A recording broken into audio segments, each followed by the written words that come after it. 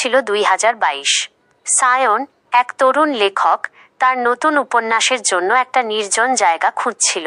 সে জানতে পারল কলকাতার হরহর এলাকার এই পুরনো বাড়িটির কথা। বাড়ির মালিক বলেছিল, একটু পুরনো, তবে শান্ত। আলো বাতাস ভালো পাবেন। সায়নও ভাবল, দারুণ হবে। সে বাড়িটা ভাড়া নিয়ে নিল। কিন্তু সে জানত না এই শান্তিটা কতটা ভয়ঙ্কর হতে পারে। ক্যামেরা সায়নের ঘরের ভিতরে চলে আসে। সায়ন ল্যাপটপে কিছু টাইপ করছে। ঘরের কোণে একটি পুরনো ঘড়ি টিকটিক শব্দ করছে। রাত গভীর হয়। ব্যাকগ্রাউন্ডে ঘড়ির শব্দ আরও স্পষ্ট হয়ে ওঠে। নিরেটরের ভয়েস, প্রথম রাত।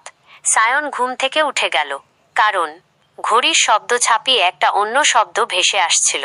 ভয়েসের টোন বদলায়, অল্প উত্তেজনার ভাব। টুক টুক শব্দটা আসছে সিঁড়ির দিক থেকে। সায়ন ভাবল, হয়তো কোনো বিড়াল। কিন্তু নিচে নেমে সে যা দেখল